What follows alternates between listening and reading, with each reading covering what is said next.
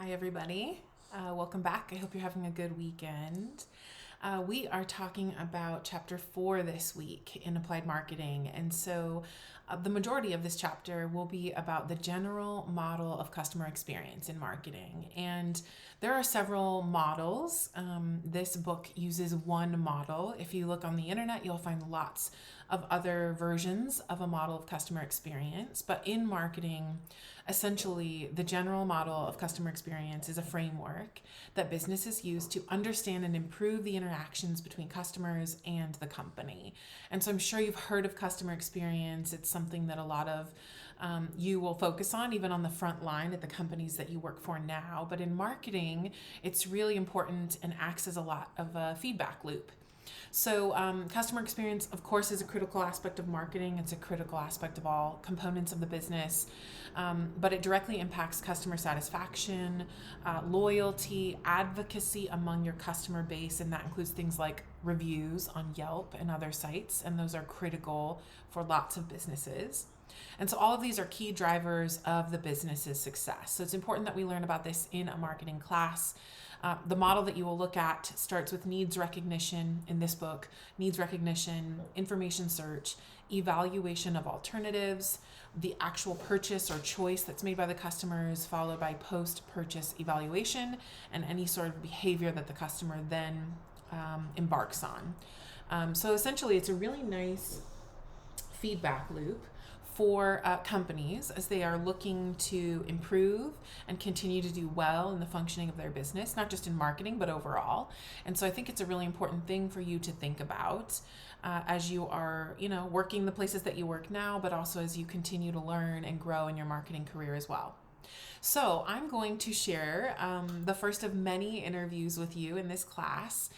What I do is I reach out to business owners in the local Sacramento region, and I ask them to jump on Zoom with me and have a conversation about how they are successful in their business, and especially in marketing. And the reason why I do this is for a few reasons. I want you to hear from people in the local community. I think that's important for you as you're searching for a job and starting your careers. I want you to get to know people in the Sacramento region. I also think it's important for you to just see and hear from different people. These people are from all walks of life, and now they own or manage a very successful business in the Sacramento region. And so it's cool, I think, and hopefully really helpful for you to hear how their journey ended up happening, right? Where did they come from? What did they grow up here? Where did they grow up? And then what were the steps that they took to start and form a really successful business? So I hope these interviews are helpful for you. I will continue to reach out to different business leaders in the community. And so if you have someone that you want me to reach out to, please let me know. This first individual, his name is Sean, and he is co-owner and co-founder of Lush Balloons. And they are a balloon and party decor company based in Sacramento. They gained some popularity shortly after COVID and have continued to do very well. And a couple of you in class have said that you're interested in kind of art, creativity, crafting, those kinds of things. And so I think all of you will really be interested in this interview. But even if you're not interested in balloons and party decor, listen to Sean as he talks about how he started the business. And I'm sharing this interview this week because he talks about their customer experience, how they identified a need among a customer base, how they capitalized on that need, and how they continue to utilize the decisions and the good feedback that they get from their customers. So they have secured really great contracts with companies like the Kings, Sacramento Kings, and he will talk about how he does that, how he establishes a really good relationship, creates a good customer experience for his customers so that he continues to lock in really good contracts and get more valuable contracts in the future. So I think it'll be a really helpful video for you. I hope you enjoy it. Please pay attention, watch the whole video, because I will ask you questions about the interview with Sean in the quiz this week. So as always, join me in office hours on Thursdays. If you have questions or need help with anything, I'm happy to just chat with you as well. And if you have any suggestions on future people for me to interview for this class, let me know. I'm really happy that you are all here, and I hope you have a very great week. Okay, talk to you soon. So my name is Sean Brown, the owner, co-founder of Lush Balloons. We are a luxury balloon retailer based in Roseville, California. Been in business since 2019, but really kind of pivoted the business at the top of the pandemic, so March 2020. Okay. And yeah, it's been a pretty crazy ride. Before stepping into this particular industry, this field, I was a director for an anti-trafficking nonprofit. Was there for about a little under 3 years. Okay. And then before that, I was working for the Franchise Tax Board as a tax analyst, traveling throughout the state of California, doing audits and checking in on people who were preparing taxes. So I always joke, people hated seeing me, now they love seeing me. Yeah, it's like the literal opposite industry. Tax Exactly, auditing, and then like fun parties and balloons and decor. Right. Okay, so you started in 2019. What a crazy year to start a business. Yes. What made you decide to start then? So I've always been primarily the breadwinner for our family, for my wife and I. We have 3 kids, Okay. 8, 3, 4, and 5. Okay. Craziness at that time. They were 1, 2, and 3. Yeah. And my wife is just a busybody. She's not a stay-at-home mom type. So she actually was kind of we had a business together, but it was primarily her running it. We were in the videography, slow motion video booth type of space. Cool. I've been doing that for about 7 years. Okay. And in 2019, she kind of got this urge to really focus in on balloons. She's just super creative, and she's like, you know what, this is fun. Like, let me just do this as an add-on to our photo booth packages and all that stuff. And we had a lot of corporate clients in the Bay Area, and we would travel out there. So like Google, Salesforce, Twitter, Twilio, like so many places, so many companies that we would work with. And then come 2020, the pandemic hit. And it was just one of those things, like our book of business for that just literally stopped. Like in the matter of a week, we just lost, 18 months worth of contracts. And it was just like devastating. Yeah. So my wife was, her just being her creative self was like, well, I wonder if we could, do something with balloons. And she had a friend that asked her to put together some balloon arrangement for her nephew's birthday. And from that point, it was just like everyone was like, oh my gosh, like this is pretty cool. Like, where can I get one? Yeah. So I have some SEO skills and website development skills. So I literally put together a website, and we just put our heads together. And within a week of us putting the website together, getting products, all that stuff, Good Day contacted us, and in April, the beginning of April, and literally it just like exploded from there. Cool. Okay, maybe I'll jump into some of the marketing questions, if that's okay with you. Okay. Yeah. Can you tell us if you went to college and where you went to college, and if that was an important part of your career at this point? Yeah. So I got my undergrad. I started at Sac State. Okay. Me being just very, very progressive. It was challenging. I started the winter 2011. And I was a business major, and they told me that it would take about 8 years for me to get my bachelor's because the program was that impacted. So 2 years into the program, I decided to pivot, and I went to Phoenix just to wrap things up. So I got my bachelor's in 2016 with a concentration in entrepreneurship and business development. And then the next summer, so summer of 2017 into 2018, to fall 2018, I actually got my master's in business administration from William Jessup University. Okay. I was so focused on school and really like leveling up myself in my career, going from the public sector to the private sector. Having a degree was something that was important to me, but also did help me move up the ranks. So in that regard, yes, I was supposed to have the degree, or I needed it at least to kind of move up the ranks. What I'm currently doing now, I will say that school was helpful in the sense of like the structure.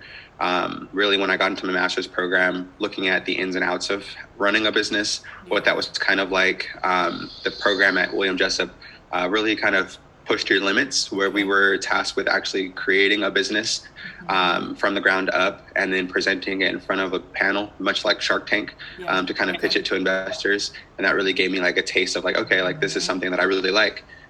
So, looking how to do pro formas and put together projections and how to access funding, really how to kind of create a brand from the ground up. That was really like instrumental in what we're doing now. But kind of with the business here and now, I mean, my wife doesn't have a degree, and kind of on opposite sides where it's just like really don't need a degree to start your own business, but I'm not going to say that it didn't help in some regards. And if people are, more concerned with that professionalism, being able to say that you have a degree, by all means. It's been challenging for me, at least, having a master's and working in the professional environment. And then people are like, you gave up all that to start a balloon company? Yeah. Like, what were you thinking? Like, I get that all the time. Like, this makes absolutely no sense. Like, is it a hobby? Like, can you guys really support yourselves? You name it, the funny questions we get. But I'll say I'm the happiest I've ever been, and just being fulfilled and getting really involved with the community, being able to meet a lot of beautiful people and bring smiles. Cool. That's great. It's nice to provide both perspectives. Interesting that you both are on opposite spectrums. It's good. Right. Okay. Can you tell us about your customers at Lush Balloons? Who are your customers? Are there different types of customer groups? Maybe you can just talk about who you serve. Yeah. I mean, our spectrum of customers is literally from like teenagers, if they're sending, little gifts to their friends or to their siblings, all the way up to corporate clients. We do pretty much any event. So birthday parties, weddings, quinceañeras, I mean, corporate events like, trying to think, trade shows, grand openings, like you name it. We have something on all sides of the spectrum. When it comes down to our larger scale events, we have clients like the Galleria Mall, Doco. Actually just did an event last night with the Kings, Thunder Valley. So some of the large, brand names in the area. And I apologize, I'm like sniffling this season. It's like my allergies came and then they went. But yeah, we have a full array. I'd probably say on a percentage basis, about 50-ish% of our business is corporate. And the other 50 is just personal gifting. Interesting. Okay. Yeah. How do you reach those different groups? If corporate is one group and kind of personal is another group, do you reach them in different ways? Do you market to them in different ways? I would say so. For the personal, we're really heavy on like Facebook advertising, Instagram marketing, and then just traditional Google SEO, which does kind of trickle into the corporate side of it, where a lot of our reach is organic, in which people do find us by just searching for our business, whether it's like event decorations or professional decoration services, things of that nature. I'm trying to think of what else. Networking. We're really big on networking, so we do go to networking events, trade shows, just to kind of get our name out there. Really big on like wedding shows as well, because people hear balloons, especially luxury balloons, and they're like, I don't understand the luxury nature of balloons, but until they see our work, they kind of experience what we offer, then they're like, oh, okay, like I get it now. And it's a fairly new kind of niche of balloons. And so typically people would think, oh, I need balloons, I'm going to go to Party City or the Dollar Tree. And when it comes to this upper echelon of this balloon industry, it's still very new. So people are trying to wrap their head around it. So we're constantly just kind of pushing the envelope on what we can do, and then just helping people, or like reimagining kind of that balloon space, so people really understand like, wow, like you can do a lot of creative, like awesome things with balloons. Yeah, no kidding. Okay. Who are some of your competitors? You mentioned a few. You said maybe people think of Party City and Dollar Tree. Is anyone else a competitor? Yeah, I mean, not to brag, but we were the first company in Northern California to really explode and kind of bring this luxury environment to balloons. There are some companies which I always say like they can't do it like us. We have the best reputation in the region for a reason. We have over 400 5-star reviews, and the clients that we have really speaks to the volumes of what we do. And then not only that, but the customer service that we provide. One thing that my wife and I, Michelle, we pride ourselves on is we treat our customers like family. And our motto, I don't know if you can, it's not on here, but like I have Lush. This is one of our t-shirts here, but we have like an underlying motto for Lush, which is love unconditionally and stay humble. So it's just, Cool. whether someone spends $29 with us or 29,000, like everyone gets the same love from us, same respect, same family oriented environment, because, everyone has different means, but that's not to say that they can't send smiles or, have a fun time with us. So, yeah. Cool. That's awesome. Let's see. Can you give us an example of a recent marketing campaign or just something you have done to try to reach new customers? Yeah. One of our things that's been working really, really well, and we're recognizing that balloons is typically on the gifting side is a very last minute kind of task where people are like, oh my gosh, someone's birthday's tomorrow. Like I completely forgot. Yeah. And so I started really doing this like last minute advertising for same day delivery or next day delivery with our gifting services, primarily on Google. And we've been kind of dipping into YouTube advertisements as well. So when people are watching videos, it kind of correlates with what they're seeing or they're watching. So they're looking for, something gifting ideas on YouTube, like what can I do or what can I make? And then we kind of pop up there. So I've been noticing that that's been really helpful. And really kind of being strategic as far as we know who to reach when, because people are oftentimes scrambling, even, anniversaries, that kind of trickles into anniversaries or retirement parties or just gifting in general. Because I think, personally for me, life is so busy, so hectic, and, just the day in, day out of just kind of job and life and family that you forget those little things. And you're like, oh my gosh, like I need to send someone a gift. Like, who can I find? And so we've been kind of ranking pretty well as far as like within our region, those people who need those last minute gifts. Cool. You know what's funny? I'm thinking about what's fascinating is we see you on social, right? We see you kind of funny and goofy on social. What's fascinating is I'm impressed by the fact that you're very strategic. You can be both, which is so cool. You don't see that a lot where someone can be fun and approachable, but also very thoughtful and strategic about your reach and finding new customers. That's cool. And it's really inspiring for students. So we're glad we get to chat with you today. Maybe the last question I'll ask is any advice for students? So I have a group of about 40 students who are majoring in, many of them are in business. Some of them might trickle into marketing specifically. Any advice for students?